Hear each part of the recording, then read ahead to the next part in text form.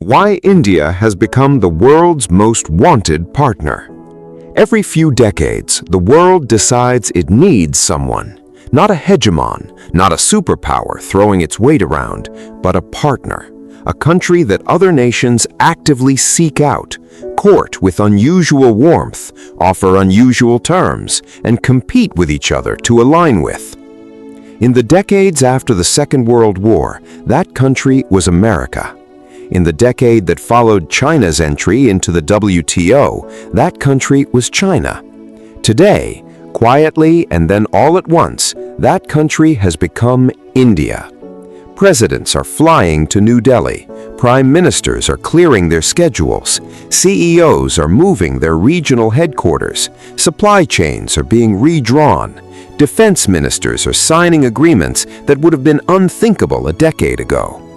And the question everyone is asking in the same breath is this: what does India want, and what will it cost us to get close to it? That question, asked simultaneously in Washington and Beijing, in Brussels and Japan, in Riyadh and Nairobi, in Canberra and Jakarta, is the clearest possible signal that something fundamental has shifted.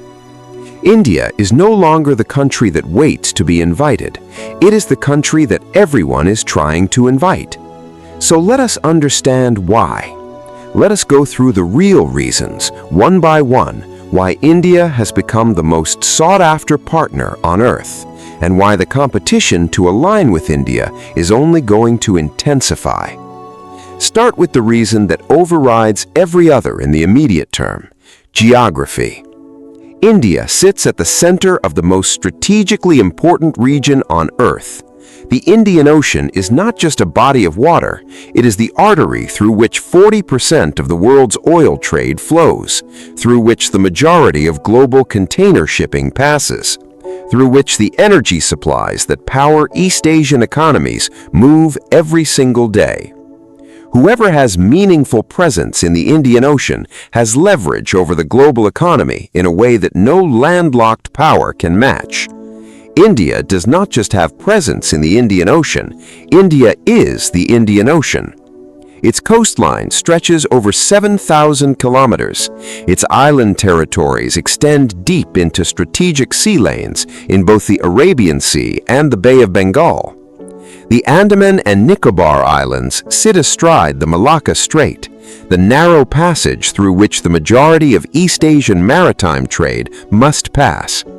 For any country worried about the security of its energy supplies, its trade routes, or its maritime access, friendship with India is not optional, it is structural. This is why the United States, Japan, and Australia did not just invite India into the Quad, they built the Quad around India's participation. Without India, the Quad is a security dialogue between three Pacific nations. With India, it is a framework that spans the entire Indo-Pacific. Geography gave India this position, but geography alone does not explain the depth of the current courtship, because geography has always been there. What changed is everything else. The second reason is the one that keeps every CEO awake at night: market size combined with growth rate. India is the most populous nation on Earth, 1.4 billion people, the majority of them young, the majority of them moving into their peak consuming years over the next 2 to 3 decades. But population alone means nothing without purchasing power to match it. What makes India extraordinary is the combination. A market of 1.4 billion people growing at 7 to 8% a year, with a middle class that is expanding by tens of millions of households annually. With digital infrastructure that allows companies to reach consumers in Tier 2 and Tier 3 cities in ways that would have required decades of physical retail expansion to achieve a generation ago. For a global company trying to find the next billion customers, there is exactly one destination, and every boardroom in the world knows it. This is why Tim Cook flies to India personally to meet with manufacturers and government officials. This is why Elon Musk arrived in New Delhi in 2025 to announce Tesla's entry into the market.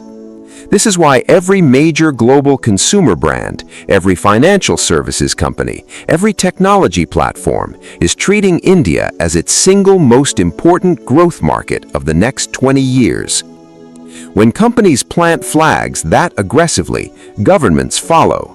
Trade agreements get prioritized, diplomatic relationships get elevated, defense cooperation gets deepened because defense relationships protect the economic relationships that matter to home constituencies. India's market size has become a form of geopolitical power that operates through commercial logic rather than military logic, and that makes it more durable, not less. The third reason is the one that changed in the last decade and surprised almost everyone: execution. For a long time, the rap on India was that it was a country of extraordinary potential and disappointing delivery. The infrastructure was coming, the reforms were coming, the growth was coming. It was always coming. Then it started arriving. The highways being built at 40 to 50 kilometers a day, the renewable energy capacity being installed at a pace that rivals China, the smartphone penetration that crossed 1 billion devices, the UPI payment system processing more real-time transactions than the rest of the world combined, the Chandrayaan-3 lunar landing, the ISRO commercial launch program, the semiconductor fabrication plants under construction, the iPhones being assembled in Tamil Nadu, the highway connecting Jammu and Kashmir across the highest railway bridge ever built. One proof point after another, accumulating into something the world could no longer dismiss. India delivers. Not perfectly, not without friction, not at the speed that an authoritarian state can mandate, but consistently, increasingly, at larger and larger scale.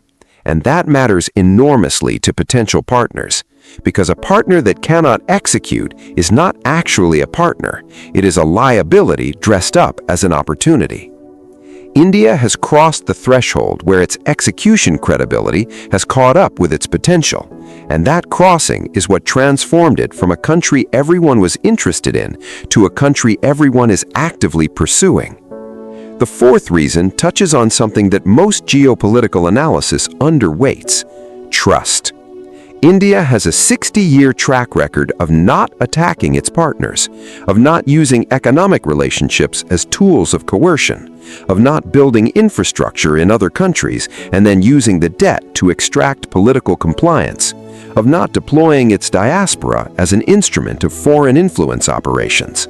This might sound like a low bar, but look at the alternatives.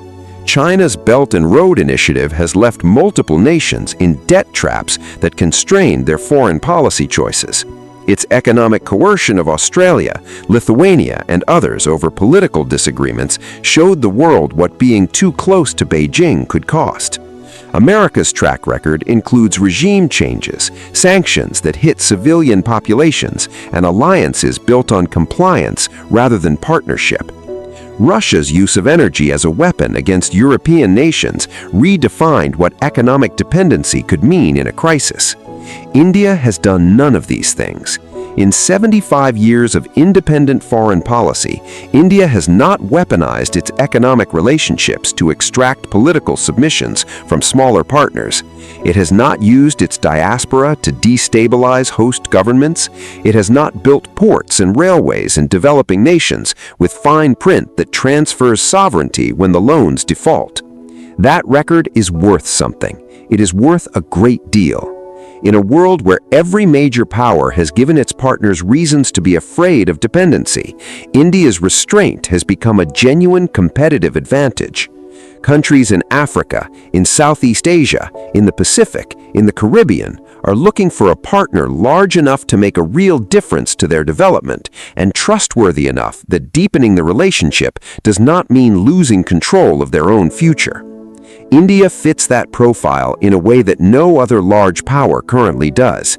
This is why India's development assistance programs, its vaccine exports during COVID, its UPI technology sharing, its training programs for diplomats and civil servants from developing nations land differently than similar programs from China or America. They are received as partnership, not as the thin end of a wedge. That reception is the product of trust built over decades, and trust, once built, is extraordinarily difficult to replicate quickly. The fifth reason is India's unique positioning in the current global order. India is the only large country on Earth that is simultaneously trusted by opposing camps. America trusts India enough to sign a civil nuclear deal with it, to share sensitive defense technology, to build the Quad around its participation. Russia trusts India enough to maintain deep defense and energy cooperation. Despite India's growing relationship with America, the Gulf states trust India enough to seat it at the center of a connectivity corridor linking Asia to Europe through Arab territory. African nations trust India enough to accept it as a representative voice of the Global South in global governance forums. China does not trust India. That relationship is genuinely competitive and increasingly tense. But even China treats India differently from how it treats countries it considers hostile. Because India is too large, too capable, and too central to the regional order to be managed the way Beijing manages smaller neighbors. This cross-camp trust is extraordinarily rare. Most countries that are close to America are treated with suspicion from Russia and China. Most countries that maintain ties with Russia are viewed as unreliable by Washington. India has navigated this minefield for decades through a combination of strategic clarity and diplomatic consistency. It has maintained its positions under pressure. It has not made promises it could not keep. It has delivered on what it committed to. And the result is a credibility that no other country of comparable size currently possesses. The sixth reason is cultural. Indian culture has become a global phenomenon at the precise moment that India's strategic importance is peaking. This is not a coincidence. Culture and geopolitics reinforce each other. When people around the world are watching Indian films, dancing to Indian music, practicing Indian wellness traditions, eating Indian food, and wearing Indian-influenced fashion, their government's relationships with India carry a warmth that purely transactional partnerships do not. French citizens who love Bollywood make it slightly easier for the French government to prioritize the India relationship. American consumers who cook with Indian spices and watch Indian content on Netflix create a constituency for deeper Indo-American ties that no amount of strategic briefing could manufacture. Soft power is not a substitute for hard power, but it is a multiplier of it. And India's cultural exports are reaching audiences that its diplomatic corps could never reach alone. The yoga practitioner in Sao Paulo, the Rajanikanth fan in Japan, the Indian restaurant customer in Lagos. All of them are, without knowing it, building the people-to-people foundation on which the governmental relationships of the 21st century will be constructed. The seventh reason is what India represents as an idea. In the current global debate about development models, about whether democracy can compete with authoritarianism in delivering economic growth and national power, India is the most important test case alive. If India succeeds, it proves that a diverse, open, arguing, freely elected democracy can lift hundreds of millions of people out of poverty, build world-class technology infrastructure, project military power, and achieve global influence without sacrificing the freedoms that make life worth living. That proof matters to every democracy on Earth. It matters to the people living under authoritarian governments who are told that freedom is a luxury they cannot afford. It matters to the multilateral institutions that were built on democratic assumptions and are watching those assumptions strain. India's success is not just good for Indians, it is an argument that the entire democratic world needs someone to win. And this gives India a form of ideological importance that goes far beyond its economic or military weight. Countries align with India partly because of what India offers materially, but they also align with India because of what India represents symbolically.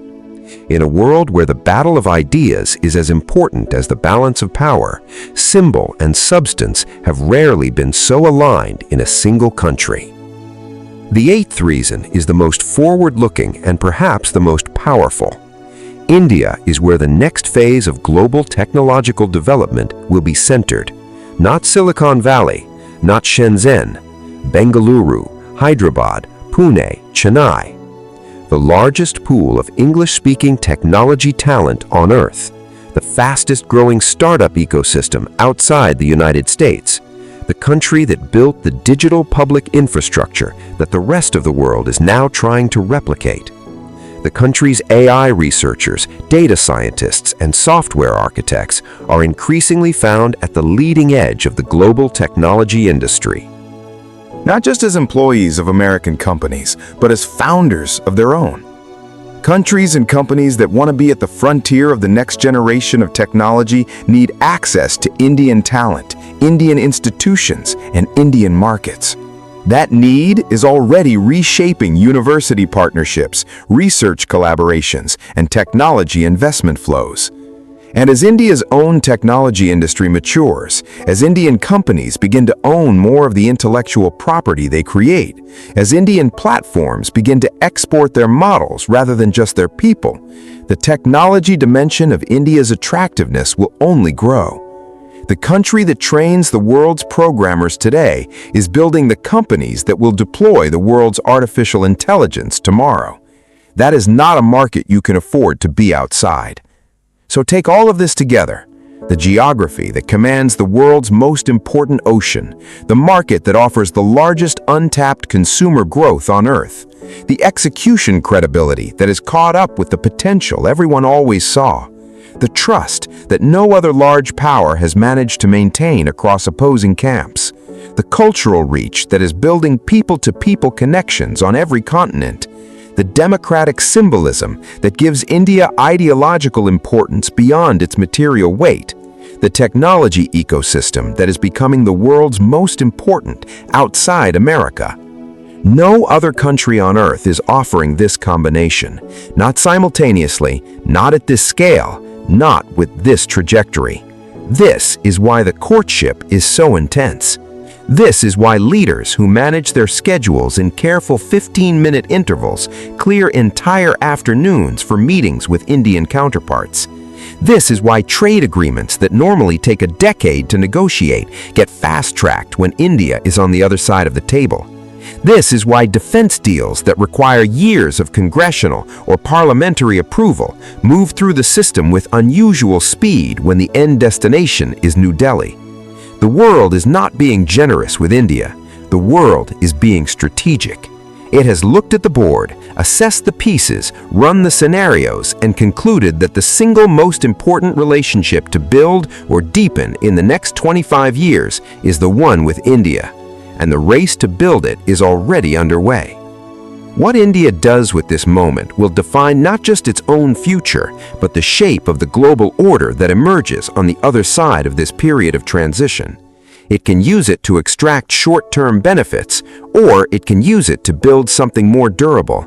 A network of relationships so deep, so mutually beneficial, so genuinely trusted that India becomes the connective tissue of the 21st century international system. Not a hegemon, not a replacement for the powers that came before, but something that may be more powerful than either. The nation that everyone needs, the partner that no one can afford to lose, the country that sits at the center of the new world, not because it pushed its way there, but because the world, looking at everything India has built and everything India represents, decided that the center was exactly where India belonged and moved toward it, willingly, eagerly, all at once.